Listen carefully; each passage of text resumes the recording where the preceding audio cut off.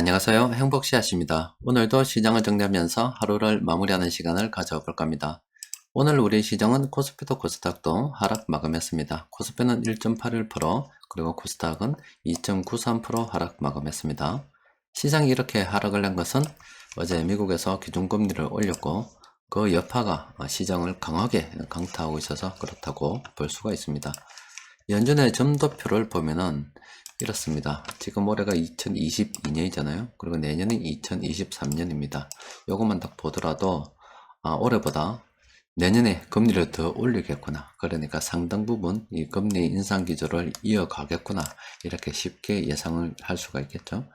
그리고 금리를 갖다가 이렇게 올리면서 그럼 당연히 경기 침체가 올 수밖에 없는데 그거 감수하겠다. 인플레이션이 더 무섭기 때문에 어떻게든 경기 침체가 오더라도 감수해야 된다. 이런 발언들을 막 하고 있습니다. 그렇게 되다 보니까 시장에서는 야 정말로 연준에서 금리 인상을 통해서 경기 침체를 유도하고 있구나. 빈말이 아니구나. 이렇게 현실적으로 와닿으면서 굉장히 쪼려가지고 있는 그런 상태입니다. 그리고 이 점도표를 보면은 연준의 위원들은 한 2024년이 되었어야 금리를 내리기 시작을 한다 이렇게 예상을 하고 있거든요. 사실 어려운 구간을 지나고 있습니다. 2022년도 여기까지 왔는데 내년에도 이렇게 된다고 하니까 상당히 저리죠. 그런데 이 중립금리를 보면은 올해는 이런 식으로 연말까지 한 4.25% 정도 되겠네요. 그리고 내년에는 한 4.5% 이렇게 예상을 하고 있다 보니까 어떻게든 이것만 보더라도 금리 인상의 속도 조절을 하는 것은 분명하잖아요. 단지 뭐 이번보다 더 높아지니까 좀 문제가 있는 거지 속도 조절하는 것은 분명합니다.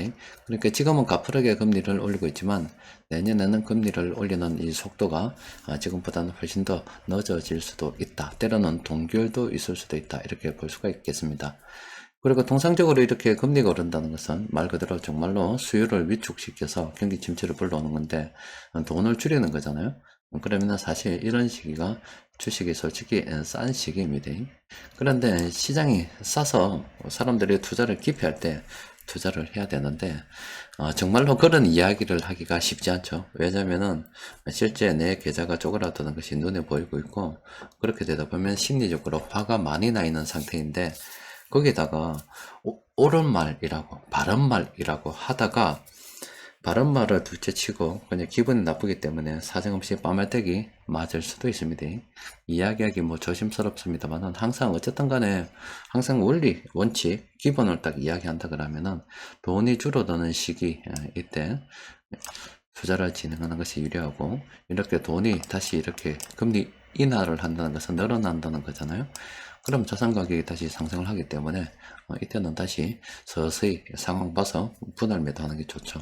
하여튼 뭐 그 과정을 다 견딜 수 없기 때문에 제가 여러분들께 권장하는 것은 순환 매매를 권장하고 있죠. 많은 종목 보유해서 그러다 보면 그 중에 그래도 올라가는 종목이 있단 말이에요. 그런 종목을 차익 실현하고 또 떨어지는 종목들 중에서 가만히 살펴보다 보면 제 회사 재무 상태도 괜찮고 전부 다 괜찮은데 시장의 체계적 위험으로 인해서 떨어지는 종목이 있어요. 그런 종목들 서서히 주워 담는 그런 순환 매매가 사실 좋다라고 권하고 있는 겁니다. 여튼 뭐 이렇게 투자하기는 좋은 시기입니다만은 상황으로 봐서는 굉장히 힘든 시기이기 때문에 투자하기 좋다 이렇게 이야기하기 전에 먼저 위로의 말씀을 드리는 게 맞는 거죠. 모두 다 힘내십시다. 자, 시장이 이렇게 되다 보니까 우리 시장 어제 지난밤에 미국 시장 이렇게 반말대기 둘이 맞았습니다. 그리고 오늘 아시아 시장 이렇게 반말대기 둘이 맞았어요. 시장이 하락을 했죠. 그리고 지금 영상을 녹화하고 있는 이 시간 유럽 주요국 정시를 보면은 이렇게 다 반말대기들이 맞고 있습니다. 우리나라도 힘들지만 사실 저 유럽도 굉장히 힘들고 조마조마할 겁니다. 유럽 같은 경우는 정말로 이 에너지 우리는 뭐 정말로 이 가격이 오르니 사실 영향을 많이 받죠. 유럽 같은 경우는 러시아에서 그동안 이 편하게 쓰다가 편하게 이 재밌게 쓰다가 갑작스럽게 이렇게 막 공급이 안 되고 하다 보니까 굉장히 지금 생명의 위협을 느끼는 그런 정도 아니겠습니까? 유럽인들이 느끼는 이 체감 물가 우리가 경험하는 것보다 훨씬 더 높지 않을까 싶어요. 일단 뭐 전 세계 주식 시장이 빨간색이 하나 없이 전부 다 그렇습니다. 이게 바로 연준에서 강력한 긴축 의지들 보이다 보니까 시장이 정말로 화들짝 놀란 겁니다. 자, 금리 좀 더 보도록 합시다. 기준금리를 이만큼 하늘로 높이 쏴 올려버렸습니다. 이렇게 해서 연말까지 앞서 본 점도표를 보면 한 4.25%까지 훨씬 더 올라가야 되는 거죠. 그리고 내년에는 한 4.5% 정도까지 뭐 이렇게 하다 보니까 앞으로 아마 미국에서 한 두 번 정도 금리 인상을 더 할 수 있잖아요. 그러면은 뭐 빅스텝까지는 아니더라도 자이언트 스텝까지는 아니더라도 0.5%씩은 충분히 인상할 수도 있다. 그 가능성에 대해서 좀 열어두는 게 좋겠습니다. 자, 이렇게 우리나라하고 미국하고 기준금리가 역전이 되어버렸습니다. 그렇게 되다 보면 지금 우리나라는 당장 무엇이 걱정이 되겠습니까? 우리는 주식시장 떨어지는 게 걱정이죠.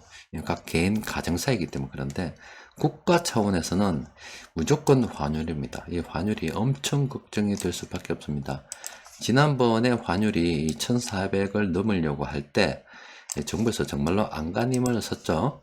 한국은행에서는 이렇게 돈을 좀 푸는 것으로 좀 추정이 되고 시장에 개입한 거, 그리고 정부에서는 미국하고 통화사업을 맺겠다 뭐 이런 이야기까지 지금 했거든요.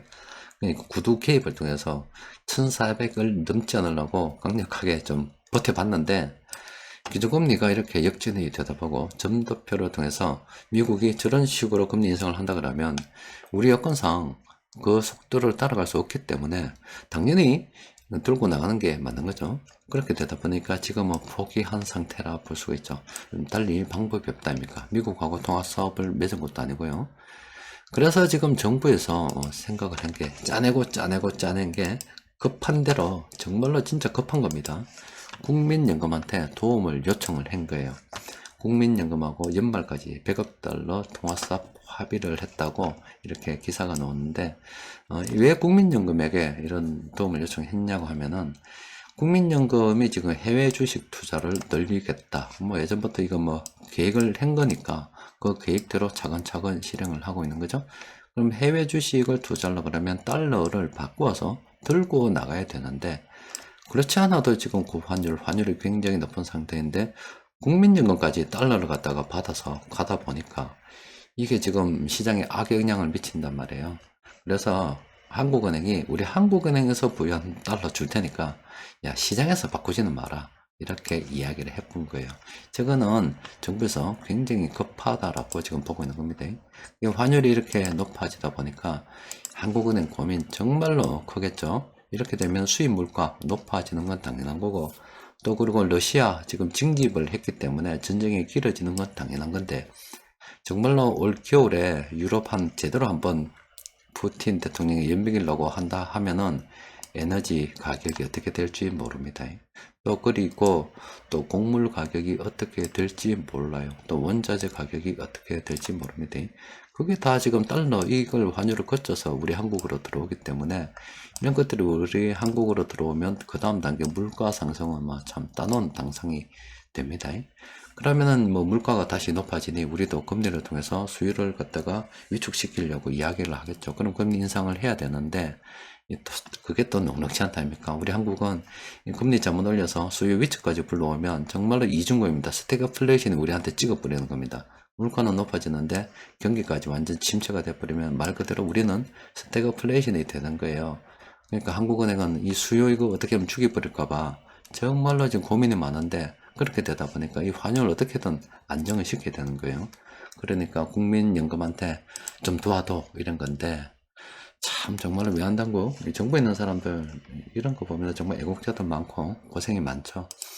우리가 뉴스에서 나오는 것들은 정말 참 모난 놈들만 자꾸 뉴스에 나오니까 세상이 모난 줄 아는데 대부분의 사람들은 착하게 살고 또 대부분의 공무원들은 정말로 국가를 위해서 열심히 일하고 있습니다. 자, 오늘 우리 시장 좀 보면은 이렇게 전반적으로 뭐 좋지 않았죠. 그래도 이렇게 매수하는 업종 몇 개 있긴 했습니다. 이게 멀리 보면은 뭐 다 싼데 그 중에서 음식료가 좀 싸니까 우리는 관심을 좀 가져볼 필요는 있겠죠. 일단은 뭐 오늘은 관망하라고 말씀드렸잖아요. 그리고 시장에서 큰 돈을 굴리는 이 세력들이 공통적으로 매수한 게 두 개가 있는데 보니까 일단 이 KG 이니시스 이 종목은 관심을 가져볼 만합니다. 멀리 땡겨 보니까는요, 일단 숫자도 굉장히 높죠. 그리고 예전 이와 비슷한 이런 상황이 됐을 때, 공포지수가 찍었을 때, 그 이후에 좀 다소 큰 변동성이 장 초반에는 뭐 그랬습니다만은 어느 정도 시간이 지나니까 다시 수익을 낼 수 있는 기회가 있었단 말이에요.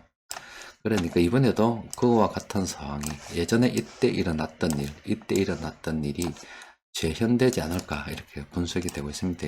이 종목은 현금 흐름도 좀 챙겨보고 또 성장성 뭐 여러 가지 좀 챙겨보면서 검토를 좀 해봐야 되는 그런 상황이고, 현대모비스 같은 경우는 뭐 예전에 좋은 시기도 있었습니다만은 아직은 이 숫자를 봤을 때 좀 더 기다려야 된다 이렇게 분석이 되고 있습니다. 또 그리고 변곡점 지표를 통해서 살펴보니까 이 노루홀딩스 있죠. 노루홀딩스가 단기적으로 좀 많이 올랐다라고 분석이 되고 있습니다. 그래서 좀 조심해야 된다 이렇게 볼 수 있겠습니다. 어떤 경기 침체 공포로 인해서 전 세계 이 주식시장, 물론 부동산 시장도 마찬가지인데 강력한 그 후폭풍을 경험하고 있습니다. 우리가 이 역사책으로 볼 때요, 지금 화면에서 보이는 이 폴 볼크 연준 의장이 왜 예전에 기준금리를, 미국 기준금리를 한 20%까지 끌어올렸다. 이거는 정말 책으로 치면은 한 줄로 읽고도 지나갈 수 있는 그런 상황입니다. 선뜻 우리에게 와닿지가 않죠. 아, 20% 끌어올렸구나. 또 그리고 1970년대 스태그플레이션, 뭐 석유 파동 일어났다. 뭐 우리도 한 번, 두 번, 세 번 일어났다. 뭐 시험 문제 나오면 그 맞추는 용도로만 이렇게 썼는데, 실제 우리가 쭉 경험을 해 보니까 예전에 비하면 이런 경험이 아니고, 뭐 이제 어디까지 온지는 모르겠습니다만은 어쨌든 그 일부분을 우리가 경험하고 있어요. 지금 기준금리도 20%까지는 아니잖아요. 일부분은 이렇게 경험하고 있는데, 사실 이 정도 가지고도 굉장히 좀 고통스럽죠.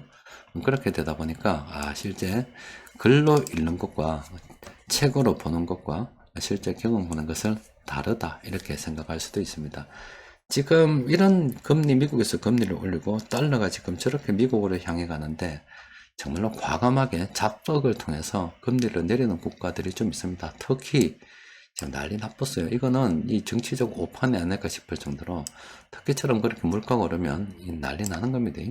그리고 중국에서도 기준금리 내리죠. 뭐 10월 달에 시진핑이 어떻게 되니, 뭐 연임을 하니 이렇게 이야기하는데, 그 이후에 어떻게 될지 모르겠습니다만은 분명히 중국에서 저렇게 금리를 내리고 달러를 지금 팔고 막 여러 가지 러시아하고 공조를 하고 있지만, 저거는 그 이면에 부동산의 부실이 엄청 걱정이 되기 때문에 내릴 수밖에 없는 상황이 될 수가 있습니다. 지금 우리는 미국의 이 기준금리라는 그쪽에 막 꼽히고 긴축에 꼽혀가지고 또 에너지 곡물 가격 인상에 꼽혀가지고 미처 그까지 신경 쓸 여력도 없을 뿐더러 그런 이슈가 일어난데도 다른 이슈에 파묻혀서 시장에 영향을 미치지 않기 때문에 못 보는 거지, 사실 이 중국의 부동산 이 잠재적인 그 부실 문제 엄청나게 심각합니다.